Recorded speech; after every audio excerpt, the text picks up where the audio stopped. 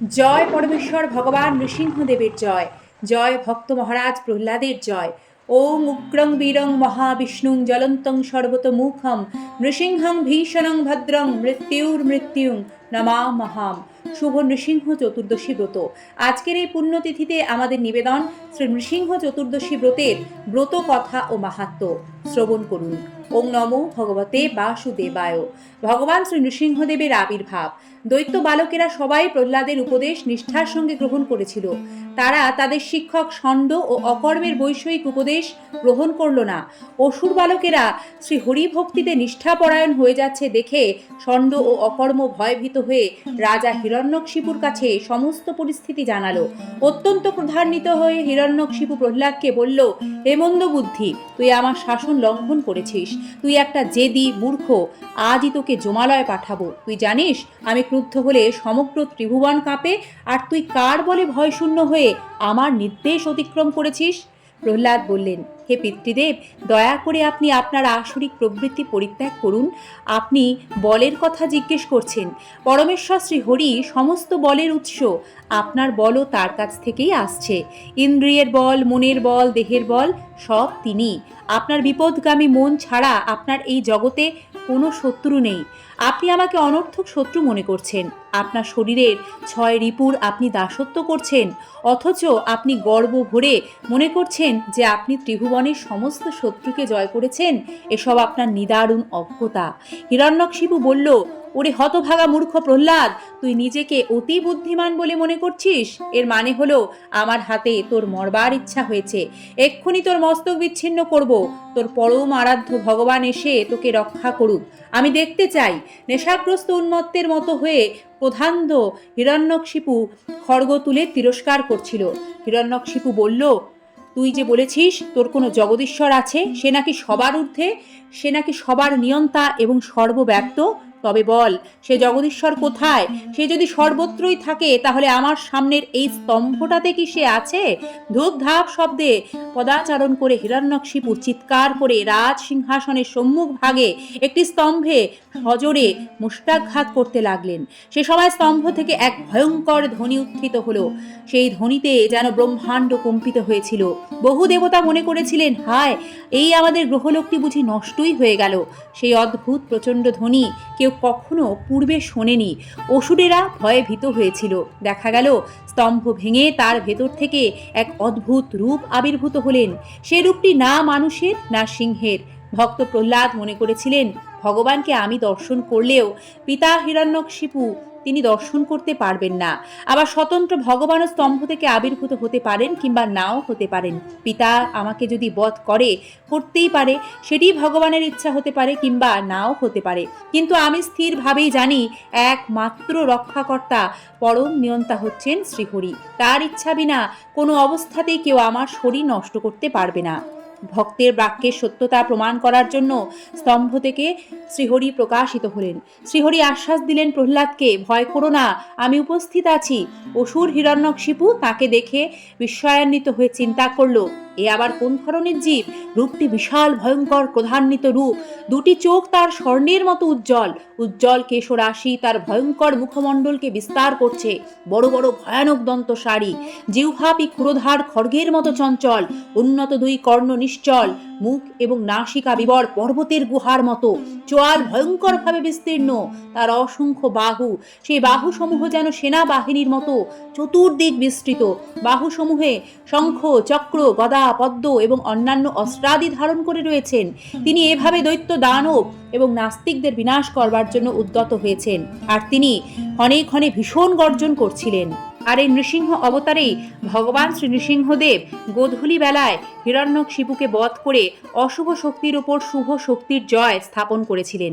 তখন প্রহ্লাদ মহারাজ বললেন, হে ভগবান, হে নৃসিংহরূপ, হে সকল দেবগণের আরাধ্য প্রভু, আপনাকে আমার প্রণাম জানাই। আমি জিজ্ঞাসা করছি, হে প্রভু, আপনার প্রতি আমার ভক্তি কিরূপে উৎপন্ন হলো? কিরূপে আমি আপনার প্রিয় ভক্ত হলাম? শ্রী নৃসিংহদেব বললেন, হে বুদ্ধিমান, একান্ত মনে শ্রবণ করো। প্রাচীন কল্পে তুমি ব্রাহ্মণ ছিলে, কিন্তু বেদপাঠ করনি। তোমার নাম ছিল বসুদেব এবং তুমি ছিলে বেশ্যাসক্ত। তোমার কোনো সুকর্ম ছিল না, কেবল একটিমাত্র আমার ব্রত করেছিলে। সেই ব্রত প্রভাবে তোমার এরকম আমার প্রতি ভক্তি হয়েছে।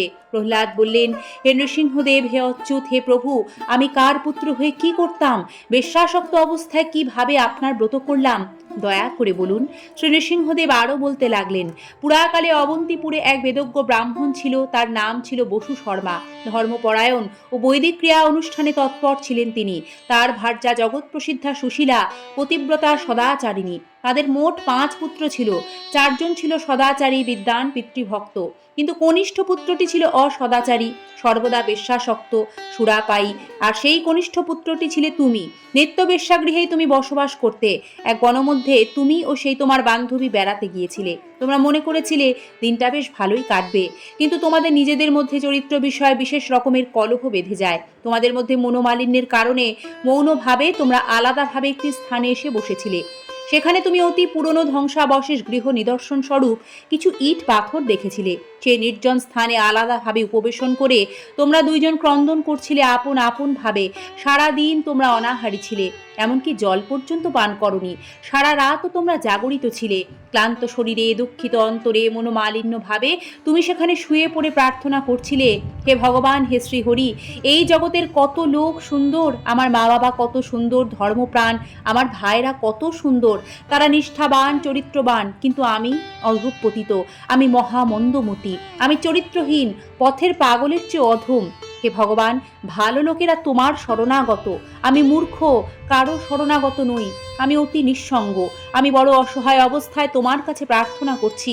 হে ভগবান, আমাকে বিশুদ্ধ জীবন দান করো। এইভাবে তুমি ক্রন্দন করছিলে, আর তোমার বান্ধবী সেও একান্ত মনে প্রার্থনা করছিল। হে ভগবান, আমি সমাজের মধ্যে সবচেয়ে জঘন্য স্তরের জীব। সভ্য সমাজ থেকে আমি বিক্ষিপ্ত ও বিচ্ছিন্ন। এই জগতে অনেক নিষ্ঠাবতী, সাধ্বী, সুন্দরী নারী রয়েছে, আর আমি মহাপাপী। গণিকাবৃত্তি করি জীবন নষ্ট করেছি। প্রতিদিনই কেবল পাপের বোঝা বাড়িয়েছি। নরক যাতনা কতই না এ পোড়া কপালে অপেক্ষা করছে। ভদ্র সমাজে কেউ কোনো দিন আমাকে দেখতেও চায় না। আমিও এই জগতের কোনো পথ খুঁজে পাই না। হে পরম করুণাময় ভগবান, যদি তোমার অহৈতুকী কৃপা দৃষ্টি আমার প্রতি থাকে, তবে দয়া করে আমার এই জীবন পরিবর্তন করে দাও প্রভু। শ্রী নৃসিংহদেব বললেন, হে প্রহ্লাদ, সেই স্থানটি ছিল আমার প্রাচীন মন্দির। সেই দিনটি ছিল বৈশাখ মাসে শুক্লা চতুর্দশী, আমার আবির্ভাবের দিন। তোমরা উপবাসী ছিলে, রাত্রি জাগরণ করেছিলে, জীবনের কল্যাণ প্রার্থনা করেছিলে। অর্থাৎ অজ্ঞাত সারেই তোমরা আমার পরম মঙ্গলময় চতুর্দশী ব্রত পালন করেছিলে। সেই ব্রত প্রভাবে তুমি এ জন্মে আমার প্রিয় ভক্তরূপে জন্মগ্রহণ করেছ। আর সেই বেশ্যাও স্বর্গলোকে অপ্সরা জীবন লাভ করে ত্রিভুবনে সুখচারিণী হয়েছে। হে প্রহ্লাদ, আমার ব্রতের প্রভাব শোনো। সৃষ্টিশক্তি লাভের উদ্দেশ্যে স্বয়ং ব্রহ্মা আমার এই চতুর্দশী ব্রত পালন করেছিলেন। ত্রিপুরাসুরকে বধের উদ্দেশ্যে দেবাদিদেব মহাদেব এ ব্রত করেছিলেন। স্বর্গসুখ লাভের জন্যই দেবতারা আগের জন্মে আমার ব্রত করেছিলেন। বেশ্যাও এই ব্রত প্রভাবে ত্রিলোকে সুখচারিণী হয়েছে। যে সমস্ত মানুষ আমার এই ব্রত শ্রেষ্ঠ পালন করবে, 100 কোটি কল্পেও তাদের সংসারে পুনরাগমন নেই। আমার ব্রত প্রভাবে অপুত্রক ভক্ত পুত্র লাভ করে, দরিদ্র ধনশালী হয়, তেজস্কামী তেজ লাভ করে, রাজ্যকামী রাজ্য পায়, আয়ুষ্কামী দীর্ঘায়ু লাভ করে। স্ত্রীলোকেরা আমার এই চতুর্দশী ব্রত পালন করলে ভাগ্যবতী হয়। এ ব্রত সৎ পুত্রপ্রদ, অবৈধব্যকর ও পুত্র শোক বিনাশন, দিব্য সুখপ্রদ। স্ত্রী পুরুষ যারা এই উত্তম ব্রত পালন করে, তাদের আমি সুখ ও ভক্তি মুক্তি ফল দান করি। হে প্রহ্লাদ, দুরাত্মাদের আমার ব্রত পালনে মতি হয় না, পাপ কর্মেই সর্বদা তাদের মতি। জয় নৃসিংহ চতুর্দশী ব্রতের জয়। জয় পরমেশ্বর ভগবান নৃসিংহ ভগবানের জয়। জয় ভক্ত মহারাজ প্রহ্লাদের জয়। সকলকে জানাই নৃসিংহ চতুর্দশীর কৃষ্ণ প্রীতি ও শুভেচ্ছা। ধন্যবাদ পর্বটি সম্পূর্ণ দেখার জন্য।